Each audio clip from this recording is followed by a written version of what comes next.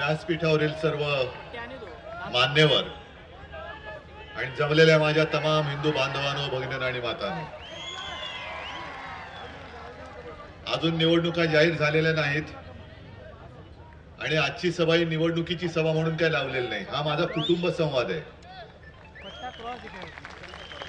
माझ्या कुटुंबाशी मी बोलायला आलेलो आहे आणि मला अभिमान आहे की या आपल्या कुटुंबामध्ये, या परिवारामध्ये रोज नवीन नवीन वेगवेगळ्या विचाराचे लोक हे सामील होत आहेत. तसे जयंतराव आणि जयंतरावांचं घराणं आणि ठाकरे घराणं यांची मैत्री ही काही नवीन नाही, ही दोघांच्याही वडिलांपासूनची आहे. आणि जयंतराव आपल्या दोघांच्याही वडिलांना अभिमान वाटत असेल की त्यांनी सुरू करून दिलेलं कार्य आपण दोघं मिळून पुढे नेतो आहोत. आज विशेष म्हणजे उल्काताई सोबत आलेले आहेत, कारण उल्काताईंचा परिचय करून देण्याची काय आवश्यकता नाही. कोणत्याही राजकीय पक्षाच्या वाऱ्याला न उभ्या राहणाऱ्या अशा उल्काताई आहेत. पण आंदोलन असं करतात की तो उल्कापातच असतो. असे अनेक वेगवेगळे विचाराचे लोक येत आहेत, पण वेगळ्या विचाराचे असले तरी आता सध्या आपण एका विचाराने एकत्र आलोय, ते म्हणजे देश वाचवण्यासाठी, लोकशाही वाचवण्यासाठी. कारण आम्ही सुद्धा, म्हणजे आपण सुद्धा भारतीय जनता पक्षासोबत नाही म्हटलं तरी 25-30 वर्ष होतोच. आणि ही गोष्ट कोणी मान्य करेल, करावीच लागेल की भारतीय जनता पक्षाला इकडे मी कुत्रे इमानी असतो म्हणून कुत्र्याचा अपमान नाही करणार, पण कोणताही प्राणी म्हणजे गाढव सुद्धा विचारत नव्हता तेव्हा आता मला असं वाटतं की आम्ही गाढवपणा केला की या नाकर्त्यांना, नालायकांना खांद्यावरती घेऊन महाराष्ट्र दाखवला. आणि आज त्यांचं काम झाल्यानंतर ते आज आपल्याला संपवायला निघालेत. तसं पाहिलं तर आज माझ्याकडे पक्ष ठेवलेला नाही, चिन्ह ठेवलेलं नाही. माझ्याकडे तर काहीच नाही, तरी देखील एवढी अशी प्रचंड गर्दी जिथे जातोय तिथे होते. आणि रोज भाजपवाल्यांना आणि भाजपच्या भाडोत्री लोकांना उद्धव ठाकरेला शिव्या दिल्याशिवाय झोपच येत नाही. आता मी इथे तुमच्या समोर आहे, अमित शहा तिकडे जळगाव मध्ये आले असतील आता. आणि लिहून ठेवा, बाकीच्यांवरती बोलण्यापेक्षा ते उद्धव ठाकरे बद्दल बोलतीलच. कारण नाही म्हटलं तरी उद्धव ठाकरे नुसता उद्धव ठाकरे नाही, उद्धव बाळासाहेब ठाकरे आहे हे त्यांना माहिती आहे. तुम्ही कागदावरती तुमच्या नालायक, तुमच्या सगळ्या ज्या काही एजन्सीज आहेत त्यांना हाताशी धरून शिवसेना चोरण्याचा प्रयत्न जरूर कराल, पण यांच्या हृदयामध्ये जे बाळासाहेबांनी शिवसेना आहे, जे उल्काताईंनी सुद्धा सांगितलं, ती शिवसेना कशी चोरणार. जरूर त्यावेळेला आम्ही यांना पाठिंबा दिला होता. अगदी कालच्या लोकसभा निवडणुकीपर्यंत यांना पाठिंबा दिला होता. कारण एक स्वप्न होतं की देशामध्ये त्यावेळेला काँग्रेस आणि आपली एक राजकीय लढाई होती. काँग्रेसचं सरकार नको आणि आपलं एक हिंदुत्ववादी सरकार पाहिजे, म्हणून 2014 आणि 19 ला यांना नक्की आपण पाठिंबा दिला होता. पण आता यांनी जे काही 10 वर्ष त्यांचे रंग दाखवले ते भगवा सोडून बाकी सगळे रंग दाखवत आहेत. भगवा रंग आणि हिंदुत्व हा यांचा मुखवटा आहे, हे यांचं थोतांड आहे. यांचं हिंदुत्व हे बोगस आहे, यांचं हिंदुत्व हे नकली आहे. आणि भाजप ज्याला हिंदुत्व मानते ते हिंदुत्व मी मानायला तयार नाही. ते आमचं हिंदुत्व नाही, ते हिंदुत्व मला माझ्या आजोबांनी आणि माझ्या वडिलांनी शिकवलेलं नाहीये. एक वाटलं होतं की वेगळा पक्ष आहे, वेगळ्या विचारधारेचा पक्ष आहे, पण काल म्हणजे अजूनही निवडणुकीची कुठेही घोषणा नाही, पण घाई किती झाले बघा यांना. घाई घाई घाई सगळ्यांची घाई. कारण आता यांना कळलंय आपण किनारा गाठू शकत नाही. मग जेवढे हातपाय आता मारता येतील तेवढे हातपाय, म्हणजे बुडणारा जो असतो ना, तो वेड्यासारखे हातवारे करतो म्हणून बुडतो, भीतीने बुडतो, नाका तोंडात पाणी जातं म्हणून बुडतो. तशी भाजपची अवस्था झाली. म्हणायला ठीक आहे की आम्ही एवढे पार करणार तेवढे पार करणार, पण निवडणुका जाहीर झाल्या नसताना सुद्धा भारतीय जनता पक्षाने काल 195 लोकांची यादी जाहीर केली. चांगली गोष्ट आहे. 195 लोकांची यादी जाहीर केली म्हटल्यानंतर साहजिकच आहे मोदीजींचं नाव असलंच पाहिजे. कारण जसे इकडे देवेंद्र होते मी पुन्हा येईन मी पुन्हा येईन, तसेच मोदी म्हणतात मी पुन्हा येईन मी पुन्हा येईन. इकडे जे झालं तेच तुमचं होणार आहे. बरं यांना निदान उपमधला पाव तरी मुख्यमंत्रीपद मिळाले, तुमचं काय होईल मला माहिती नाही. पण मोदीजींचं नाव आहे, अमित शहाचं नाव आहे, पण त्या यादीमध्ये नितीन गडकरींचं नाव नाहीये. म्हणजे प्रमोद महाजन, गोपीनाथ मुंडे यांनी शिवसेना भारतीय जनता पक्ष युती व्हावी म्हणून परिश्रम घेतले, हिंदुत्व हिंदुत्व म्हणून शिवसेनेसोबत आले. भारतीय जनता पक्षाची आपली ओळख नव्हती, पण एक विचारधारा एक म्हणून ते प्रमोदजी घरी यायचे, गोपीनाथजी घरी यायचे की बाळासाहेब आणि शिवसेना प्रमुखांनी सुद्धा जाहीर आवाहन केलं होतं की आपण एका विचाराचे आहोत, कशाला आपल्यामध्ये ही मतांची फाटाफूट करायची, आपण एकत्र येऊया. मग त्याच्यानंतर प्रमोदजी आणि गोपीनाथजी नंतर त्यांच्या सोबतच बरोबरीने आले ते नितीन गडकरी आले. आणि आज हा आपले हे जे ठिकाणे खोपोली हे मुंबई पुणे मार्गावरती आहे. जे एक शिवसेना प्रमुखांचं स्वप्न होतं, मुंबई पुणे सरळ रस्ता, सगळ्यांना तेव्हा वाटतं ते कसं होणार, पण गडकरीजींनी पुढाकार घेऊन तो करून दिला, करून दाखवलं. हे नक्कीच त्यांचं श्रेय त्यांना दिलं पाहिजे. मग त्याच्यानंतर नितीन गडकरी भाजपचे अध्यक्ष झाले.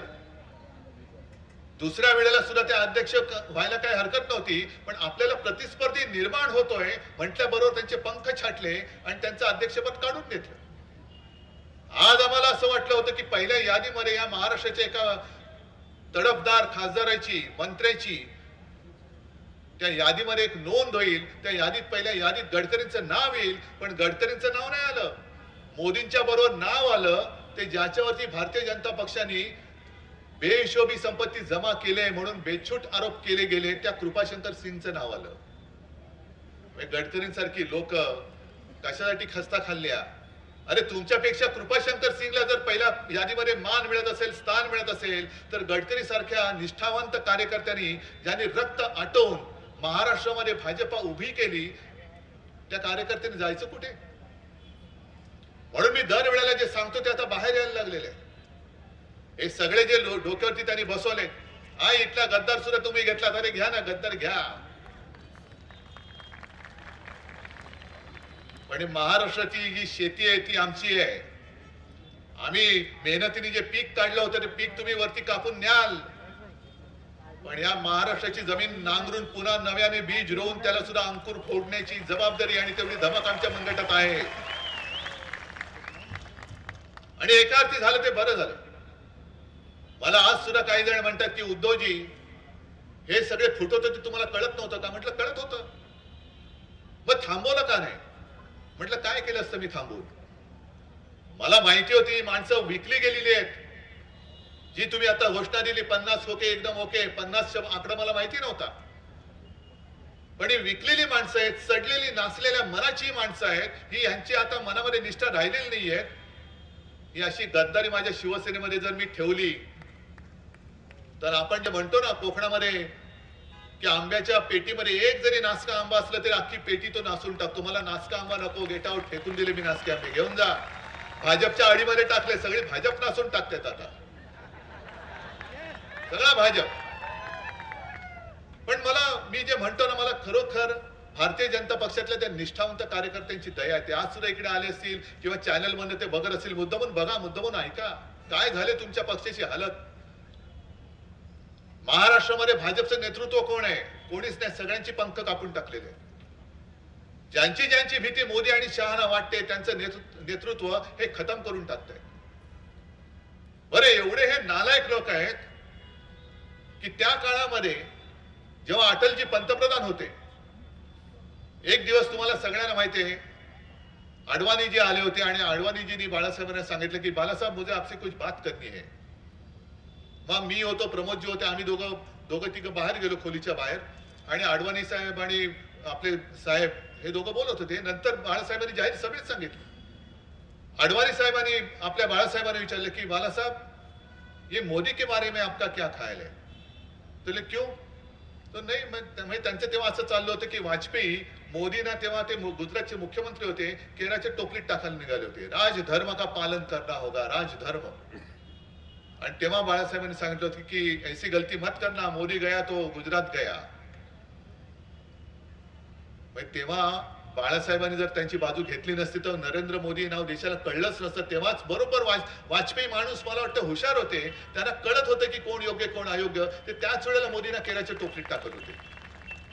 पण आम्ही हिंदुत्ववादी नाही, नाही हिंदू आहे. पण हे असं हिंदुत्व यांचं असेल नास्क कुस्त, पुन्हा ते जुन्या बुरसटलेल्या गोमूत्राच्या हिंदुत्वामध्ये आम्हाला नेणारं हिंदुत्व जर त्यांचं तेव्हा कळलं असतं तर आम्ही तेव्हा त्याच वेळेला सोडून दिलं असतं. दुसऱ्याच वेळेला मोदी पंतप्रधान नसते झाले. आणि उल्काताई तुम्ही जे बोललं ते बरोबर आहे. सरळ सरळ उघड आता मोदीजी जे करतायत हे देशासाठी घातक आहे. हा सगळा जो परिसर आहे हा कामगारांचा परिसर आहे, ग्रामीण भागात शेतकऱ्यांचा परिसर आहे. आणि लालबहादूर शास्त्रींची जी एक घोषणा होती, त्यांनी नारा दिला होता जय जवान जय किसान.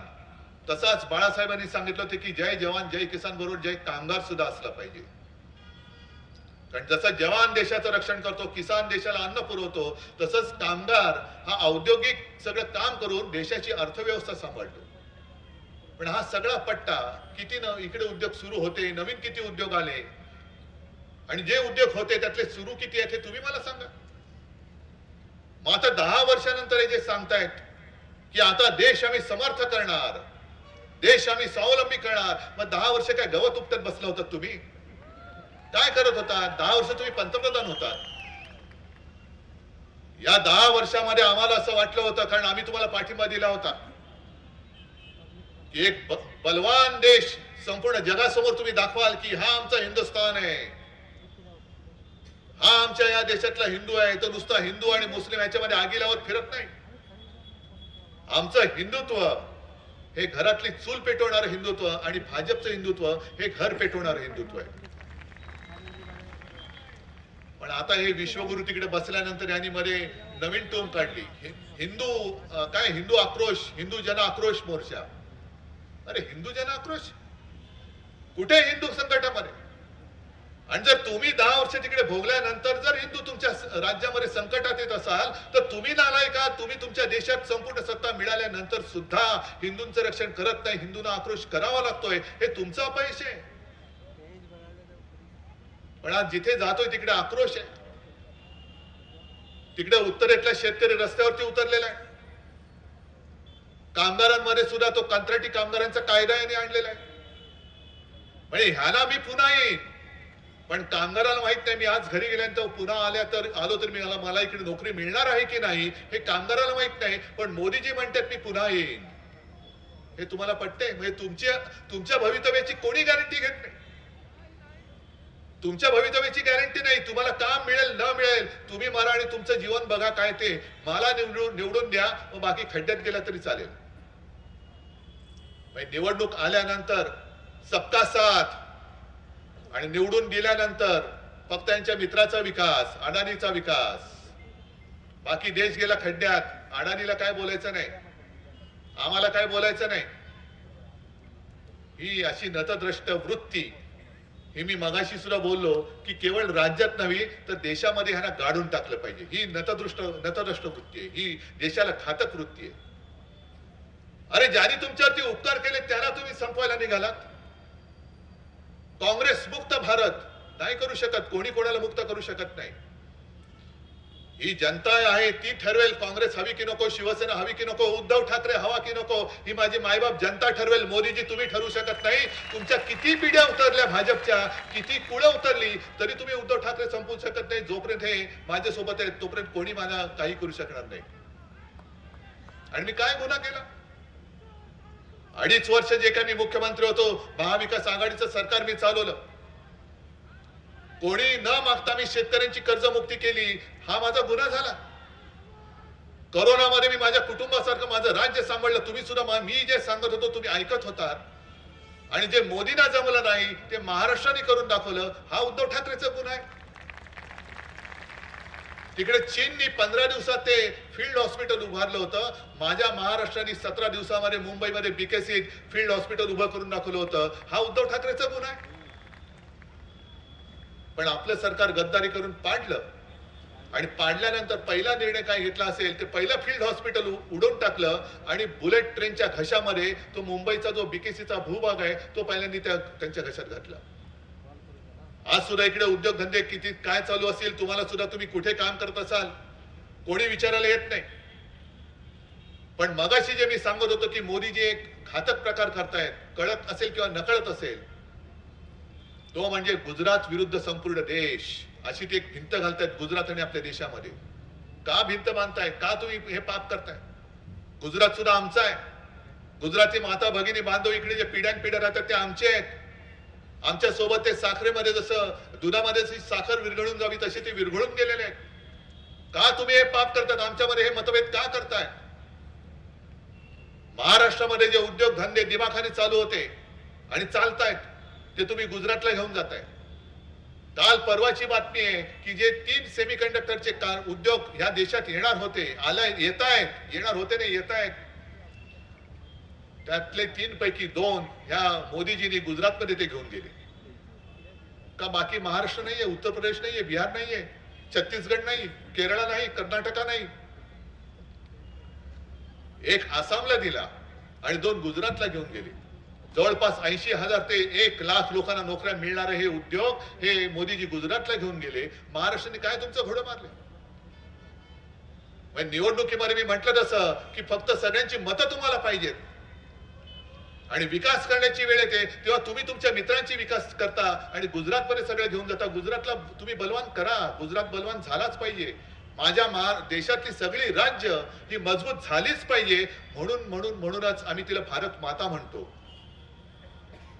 म्हणूनच भारत माता म्हणतो की सगळी जी राज्य आहेत ती एकत्र येऊन एक संघ राज्य उभं राहिलेलं आहे. तो देश नुसता भूभाग नाही तर ती आमची माता आहे, भारत माता आहे. आणि त्या भारत मातेमध्ये तुम्ही असं जर काही विभाजन करत असाल तर हा कपाळकरंटेपणा करणारे देशाच्या पंतप्रधानपदी शोभू शकत नाहीत, बसू शकत नाही आणि त्यांना आपण बसू देता कामा नये. आम्ही सुद्धा तुमचे मतदार होतो. मी होतो का म्हटलं? आपण तो उघड आता मैदानात उतरलोय. पण आता गावागावामध्ये जे काही त्यांच्या मोदी रथ येतो, मोदी रथ आला तुमच्या गावात. विदर्भ आणि मराठवाड्यात कोकणात विकणात गेले सरकारी कामा यंत्रणांचा सगळी माहिती देणारा. बस साधे लोक त्यांना अडवतात आणि ते सांगतात की हे काय, हे मोदी सरकार आहे की भारत सरकार आहे? देशाचं नाव सुद्धा तुम्ही आता भारत सरकारच्या ऐवजी मोदी सरकार केलं. देश मी माझा कोणता म्हणू? माझा देश भारत आहे का मोदी आहे? कोणाच्या योजना आहेत, कोणाचा पैसा आहे? मोदीजी के त्यांच्या खिशातल्या पैशातून विकास करतायत, त्यांच्या खिशातल्या पैशातून योजना आणतायत. पण ते सगळे अधिकारी असतात किंवा ते कर्मचारी असतात, त्यांचं काय? त्यांना पगार मिळतो, भाडं मिळतं. ते म्हणतात नाही बरोबर आहे तुमचं. मग लोक सांगतात निघून जा पहिले इकडनं तुम्ही. मी जो करदाता आहे त्या करदात्याच्या पैशातून सरकारी योजना होत आहेत. या भारत सरकारच्या योजना आहेत. मोदी सरकार ह्या देशामध्ये अस्तित्वात नाही, नव्हतं आणि असणार सुद्धा नाही. आणि संज्ञाच नाहीये, भारत सरकार आहे. आणि भारतीय जनता पक्षाकडे सुद्धा पैसा मजबूत आहे. मी मगाच्या सभेत सुद्धा सांगितलं, जे सांगतात ना की काँग्रेसने देशाला लुटलं, 70 वर्षात देशाला लुटलं. गेल्या 8-15 दिवसापूर्वी जो एक बातमी आली त्याच्यामध्ये तो एक आराखडा आला होता, लेखाजोखा आला होता. त्याच्यामध्ये भाजपच्या खात्यात किती पैसे आहेत निवडणुकांचे? किती? 7,000 कोटी. आणि काँग्रेसच्या किती आहेत? 700 कोटी. मग देश कोणी लुटला, भाजप का काँग्रेस? 10 वर्षामध्ये मोदीजी जे सांगते ते खरं, एक गोष्ट ते खरी बोलले, बाकी सगळे झूट आहेत. की काँग्रेसने जे 60-65 वर्षात केलं नाही ते आम्ही करून दाखवलं. बरोबर आहे, तुम्ही देश लुटून दाखवलेला आहात. काँग्रेस अजून 1000 कोटीच्या पुढे नाही गेली. 75 वर्ष, 60 वर्ष, 70 वर्ष सत्ता भोगून तुम्ही जेमतेम 10 वर्ष नाही भोगली तर तुमचा पक्ष हा 7,000-8,000 कोटीच्या पुढे गेला. किती स्पीड आहे बघा तुमचा. काय तुमची प्रगती आहे. देशाची प्रगती गेली खड्ड्यात, भाजपची प्रगती झाली पाहिजे आणि ती करून दाखवले. 7,000-8,000 कोटी. अरे देश तुम्ही लुटताय आणि बोटा आमच्यावरती दाखवताय. आता सुद्धा मी बसलो, शिरीष घरतने मला सांगितलं त्यांच्यावरती आता नोटीस आली घर जप्तीची. मग असं आमचं सरकार आलं तर आम्ही तुमचं काय काय जप्त करतो ते बघा. सुटणार नाही आणि सोडणार नाही. तुम्ही जर आमच्या कार्यकर्त्यांना शिवसेनेचा भगवा सोडत नाही म्हणून जर सुडाने वागत असाल तर उद्या हा जनता जनार्दन आम्हाला निवडून दिल्यानंतर आजचा तुमचा जो सूड आहे त्याच्यावरती उद्या आम्ही सूड ओढल्याशिवाय राहणार नाही. एवढं लक्षात ठेवा. सगळ्यांना शेपट्या धरून तुरुंगात टाकल्याशिवाय राहणार नाही. शिरीष घरच्या घरावरती जप्ती. तिकडे गेल्या महिन्यात गेलो तो राजन साळवी त्यांच्या घरामध्ये घुसले. ते यूओडब्ल्यू का काय एलबीडब्ल्यू वाले काय एसीबी वाले काय असतील देव जाणे. आणि प्रत्येकाचं मोजमाप म्हणजे तुमच्या घरामध्ये काय दिवा आहे याची किंमत किती. हा हे स्टूल आहे ह्याची किंमत किती. मग हे पलंग आहे त्याची किंमत किती. मी राजनला म्हटलेलं टॉयलेट मध्ये नेलं होतं की नाही रे. त्याची सुद्धा किंमत त्याला आता नाही कळणार. आमचं सरकार आल्यानंतर कळेल टॉयलेटची किंमत काय असते. बसवतो बरोबर एकेकाला. पण संताप आणणारी गोष्ट की ह्या किमती काढण्याच्या भानगडीमध्ये त्यांनी शिवसेना प्रमुखांची जी खुर्ची तिकडे राजन साळवीने आपल्या घरी ठेवलेली ज्याच्यावरती शिवसेना प्रमुख बसत होते त्या खुर्चीची किंमत त्या बिंडोक अधिकाऱ्याने केली. अहो मोदीजी, त्या खुर्चीत बसणाऱ्या माणसाने तुमची पाठराखण केली नसती तर तुम्हाला ती खुर्ची दिसली नसती. आणि तुमचे नालायक लोक त्या खुर्चीत बसलेल्या माणसाची मान न ठेवता त्या खुर्चीची किंमत करताय. तुमच्या अकलेची किंमत आम्हाला कळली. महाराजांच्या पुतळ्याची किंमत हे लावणार. तो नुसता पुतळा मातीचा नाहीये. जसं गणपती आपण घरी आणतो आम्हाला सगळ्यांना कळते की गणपती ही मातीची मूर्ती आहे. त्या किंमत त्या मातीची नसते त्या मूर्तीची असते. त्याच्यामध्ये जे काही जो जीव असतो जे काही तेज असतं म्हणून आपण त्याची आरती करतो पूजा करतो. तसेच आमचे छत्रपती शिवाजी महाराज दैवत आहे त्यांच्या पुतळ्याची किंमत करताय. नालायकांनो, तुम्हाला काय तुमची किंमत आहे काय तुमची अवकात आहे.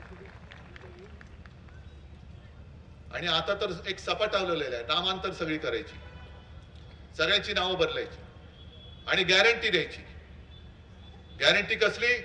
तुम्ही किती पैसे खा किती घोटाळे करा पण जर पलीकडच्या पक्षात राहून तिकडे निष्ठेने राहणार असाल तर तुम्हाला तुरुंगात टाकू. पण 70,000 कोटीचा जरी घोटाळा केला आणि आमच्या पक्षात आलात तर तुम्हाला उपमुख्यमंत्री करू आणि महत्वाचं पद देऊ. आपका बाल भी बाका नहीं होगा ये मोदी गॅरंटी आहे. म्हणून कृपाशंकर तिकडे गेले. बेहिशोबी संपत्तीचे आरोप याच भाजपवाल्यांनी केले होते. पण टोणकन उडी मारून तिकडे गेल्यानंतर मोदीजींच्या बरोबरीने या भ्रष्टाचाराचं नाव पहिल्या यादीमध्ये येतं. ही मोदी गॅरंटी आहे. ही मोदी गॅरंटी. बाकी तुमचं तिकडे शेतकरी तिकडे बसलेत. त्यांना 2-1-1.5 वर्षापूर्वी वचन दिलं होतं शेतमालाला आम्ही हमीभाव देऊ. कुठे दिला भाव. गद्दारांना 50 खोके देत आहे पण शेतकऱ्याला हमी भाव देत नाहीये. हे सरकार तुम्हाला परत पाहिजे. मी भाजपाचं जे बोलत होतो की काय तुमचे दिवस आलेत. तिकडे ओरिसामध्ये एका व्यक्तीला भाजपने दुसऱ्या पक्षात होता म्हणजे बीजेडी कुठलं बिजू जनता येणार बिजू पटनायक म्हणजे नवीन पटनायकांच्या पक्षातला त्याला त्या पटनायकांनी काढून टाकला होता. प्रशांत कुमार जगदेव का काहीतरी त्याचं नाव आहे. आणि काढून काय टाकला होता की गेल्या 1.5 वर्षापूर्वी या जगदेवाने भाजपच्या कार्यकर्त्यांच्या अंगावरती गाडी घुसवली होती. अनेक कार्यकर्ते जखमी झाले होते आणि एक पोलीस अधिकारी जखमी झाला होता. म्हणून त्या नवीन पटनायकने त्याला काढून टाकलं होतं की गेट आउट. तू असा माणूस नाही पाहिजेस. त्या भाजपाचे कार्यकर्ते असतील पण जिवंत लोक होती जिवंत लोक आहेत त्यांच्या अंगावरती तू गाडी घालतोस. पण भाजपच्या कार्यकर्त्यांच्या अंगावर गाडी घालणारा माणूस काल परवाकडे वाजत गाजत भाजपामध्ये घेतला.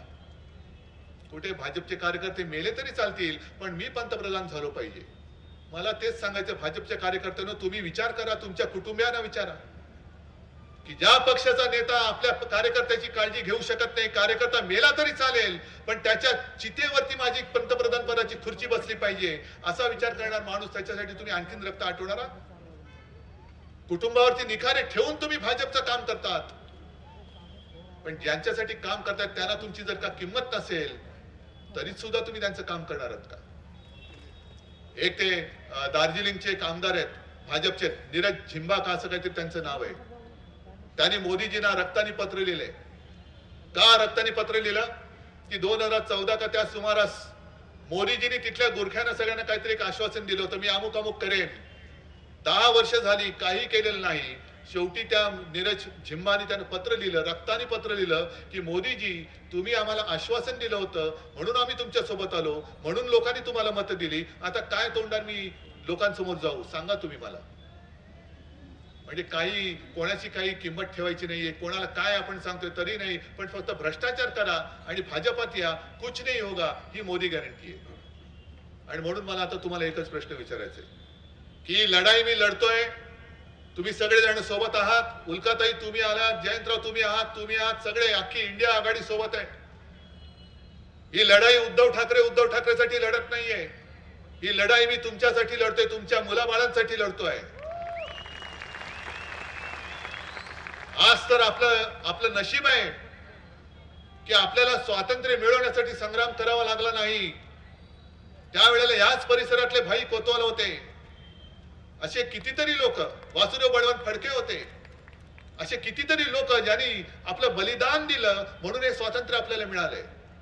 आणि हे स्वातंत्र्य आपण उपभोगू शकतो. ते तर फाशी गेले, त्यांनी तर गोळ्या खाल्ल्या, मग त्यांनी जीव देऊन बलिदान करून दिलेलं स्वातंत्र्य आपण टिकवू शकत नसू तर आपण, मला असं वाटतं त्यांनी बलिदान केलं पण आपण जीव दिलेला बरा. एवढे जर का आपण अगदी नाकर्त्याचे जगणं जगणार असू तर मला वाटतं आपण न जगलेलं बरं. आणि म्हणून मी तुम्हाला विचारतोय की पुढची निवडणूक ही काही देशातली पहिली निवडणूक नाही, पण परत जर का भाजप आली तर देशातली शेवटची निवडणूक ठरेल. आणि तुमच्या सगळ्या पिढ्या तुम्ही ठरवायचे की लोकशाहीमध्ये जगायला पाहिजेत का हुकुमशाहीमध्ये, हे तुम्ही ठरवायचं आणि तुम्ही द्याल तो निर्णय मला मान्य आहे. तुम्हाला वाटतं की तुमच्या पिढ्या या हुकुमशाहीच्या अंगठ्याखाली जगल्या पाहिजेत, लाचारीने जगल्या पाहिजेत? आणि ते जर का नसेल तर मगाशी संजय राऊत तुम्ही जे सांगितलं, मी काल एक नारा दिला, भाजप नारा देतो तसा मी एक नारा दिला की अब की बार भाजपा तडीपार. करणार तुम्ही? अब की बार जोरात, अब की बार. मी तडीपारीची नोटीस भाजपला दिले, त्याच्यावरती शिक्कामोर्तब तुम्ही करायचंय. करणार? ठीक आहे. जय हिंद, जय महाराष्ट्र.